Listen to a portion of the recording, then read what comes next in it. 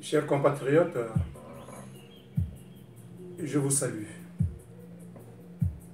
Alors ce matin, je vous apporte une information capitale. Mais à l'intérieur de cette information, je vais en apporter d'autres. Le titre de l'info, c'est le colonel Bakala Thomas, celui qui travaillait anciennement au département en charge de la signature des passeports.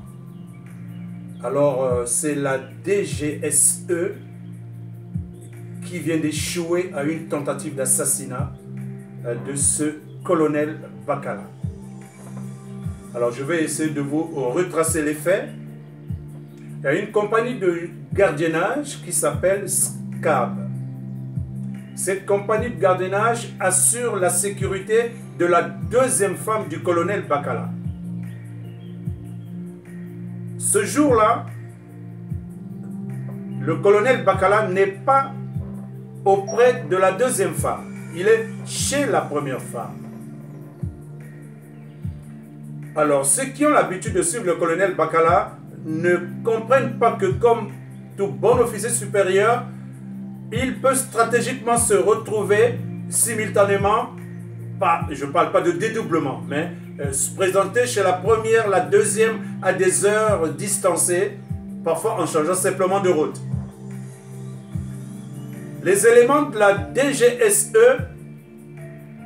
présupposent que le colonel Bakala est chez la deuxième femme. Donc ils envoient leurs éléments, donc les éléments exécuteurs, ceux qui devraient aller attenter à la vie du colonel Bakala. Ils sont équipés de 2 BJ, donc ces gros véhicules avec armes et éléments de communication. Ils vont se diriger vers la deuxième épouse. Le colonel Bakala, cependant, est chez la première épouse. Alors quand ceux-ci débarquent chez la deuxième passe un coup de fil à sa coépouse pour que la coépouse alerte le colonel Bakala que finalement, il y a des personnes qui ont infiltré la maison. Ils sont à la recherche du colonel, mais ils sont bellicistes. Ça sent l'odeur de l'assassinat. Le colonel Bakala s'organise avec les éléments du COMUS. Il débarque sur les lieux, surprend ceux de la DGSE qui prennent la débandade, abandonnant tous les équipements, donc véhicules, armes et téléphones. Le colonel les saisit, puisque ça se passe à l'aube, vers 4 h du matin, et au matin, les éléments de la DGSE, donc d'autres, débarquent sur les lieux pour demander de récupérer le matériel. Le colonel Bakala va s'imposer. Il leur dira clairement que vous pouvez récupérer vos véhicules, je n'ai pas un endroit pour les garer, mais les armes et les éléments de communication, je ne les rends pas. Et je sais pourquoi nous sommes dans ce pays, nous savons comment ça se termine toujours. Alors on peut se poser une question. Qui est le commanditaire de cette tentative d'assassinat? Les Congolais, vous connaissez le modus operandi du monstre d'un Pilat. Prenez vos plumes, agissez avec votre système cognitif. Vous êtes assez féconds les Congolais, même si vous êtes bousculés ces derniers temps par la peur. Bien sûr que vous avez raison d'avoir peur, mais est-ce que la peur va vous amener vers quoi? Mais vers l'asservissement. Allez-vous accepter d'être des esclaves, esclavagisés par un noir qui s'appelle Sassou Nguesso, avec son système? L'esclavage que vous avez subi dans les périodes coloniales et néocoloniales, vous allez encore le subir maintenant à travers un exécuteur noir? Non, je ne pense pas. Pour preuve, regardez la résistance. Ils sont en train de se comporter comme des grands garçons. Aujourd'hui encore, à l'aube, ils ont fait sauter également, mais ils n'ont pas réussi à faire sauter le pont totalement, mais le pont compris entre Mindoulou et Loutété a été soufflé. Ils n'ont pas le matériel qu'il faut. Ils auraient pu le détruire totalement, mais ils n'ont pas de matériel.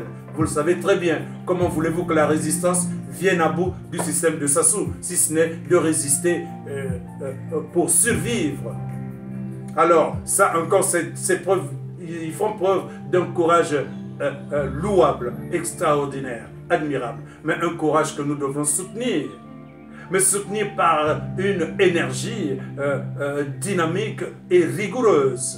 Parce que quand une maison est fissurée de l'intérieur, dans le cas du Congo, on peut dire que le tissu est complètement déchiqueté. Mais qu'est-ce que nous pouvons faire, nous qui sommes à l'extérieur? Je vais aller chercher une figure de rhétorique, donc une comparaison qui n'est pas obligée d'être comparable. Moi, j'ai connu des joueurs comme Paul Sayal Boukila, Bono le sorcier, Baomoula, Domba le géomètre. C'était des personnes qui savaient jouer au football, mais très bien alors, jusqu'à donner une Coupe d'Afrique au Congo-Brazzaville. Les Français sont Pelé, mais ils n'ont pas été obligés d'être des coachs dans leur club. Ça s'adresse aux hommes politiques. Il y a des missions lesquelles les hommes politiques peuvent se dessaisir en faveur de la société civile. La société civile peut organiser ses missions sans attirer l'attention de qui que ce soit. Et quand la société civile a accompli sa mission, mais les politiques reprennent leurs droits et conduisent les situations ou le travail de la République. C'est le rôle des politiques. Mais cela ne veut pas dire que la société civile ne peut pas s'impliquer à accomplir une mission admirable que les politiques pourraient accomplir. Mais le fait que vous vous autosurveillez, mais laissez faire les autres footballeurs.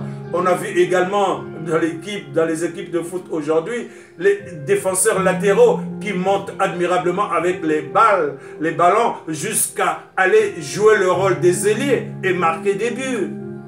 On a vu des Franz Beckenbauer, il était un libéraux, donc arrière central, mais il arrivait à monter, à aller marquer des buts, pour ne citer que ces exemples.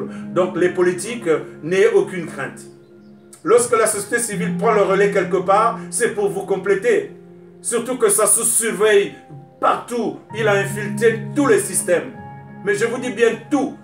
La France, c'est pas la peine. Le Canada a été infiltré. Les États-Unis, oui, vous voyez bien, beaucoup de gens circulaient là-bas. Il y en a même qui sont partis de Londres pour Toronto. D'autres sont partis de la prison à Brazzaville pour Montréal. Mais ils jouent le jeu du PCT. Vous allez dire qu'on les accuse. Mais on a des petites fiches là. Si on peut venir vous dire ce qui s'est passé à 4 h du matin à Brazzaville, cela veut dire que nous aussi, nous avons le droit, au moins par pédagogie et transversale, ou latéral, ou bilatéral, ou multilatéral, comme vous voulez, jouer le rôle que les espions font également.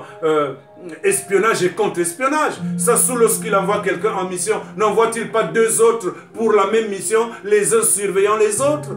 Pourquoi cela ne peut pas faire que vous tiriez des enseignements et vous commenciez à agir comme lui? Pourquoi lui, il peut infiltrer les systèmes et pas nous? Pourquoi donnez-vous tant d'importance à Sassou? Oui, il pourrait nous servir d'école, mais ces enseignements, c'est des enseignements basés sur le crime. Mais nous qui ne pratiquons pas le crime, mais on peut s'inspirer de sa ruse et de sa malice pour gouverner, mais positiver cette malice, faire de ça une stratégie, pas un stratagème pour gouverner, alors de manière entre griffes démocratique, parce que la démocratie également, chacun pourra l'appliquer à sa manière, vous me direz, mais la démocratie, elle est universelle. On pourrait donc simplement regarder dans la séparation de pouvoir, donner la possibilité à chaque organe de s'exprimer librement. Le Congo en a besoin. Je vais conclure cette vidéo, je ne la voulais pas longue, mais voyez-vous, quand nous avons l'occasion de commenter l'actualité, il faut aller jusqu'au bout. Pouélé, le traître, lui aussi, il a échappé à une tentative d'assassinat. Cette fois-ci, lui, c'est le DGSP. Oh, Pouélé, paix à ton âme. Si tu pourrais aller rejoindre mes ancêtres, dis-leur simplement que je résiste encore. Cher bien-aimé, quoi qu'on en dise, la maison Congo est déchiquetée de l'intérieur. L'extérieur doit se déterminer à achever le monstre barbare et sauvage. Par voie de fait, le colonel Bakala, qui vient de réchapper à cette tentative d'assassinat, devrait tirer également les leçons et toutes les leçons. Si on a attenté à la vie du colonel Bakala, demain, à qui le tour? Cela veut dire que l'intérieur est fissuré, mais fissuré ce tissu déchiqueter-le davantage afin que le système vampirique et criminel de Sassou puisse être écrasé. Chers bien-aimés, l'action de l'extérieur pourrait être déterminante. Allons-y l'achever. Soyons des véritables artistes pour ce pays, le Congo-Brazzaville, qui a besoin de nous.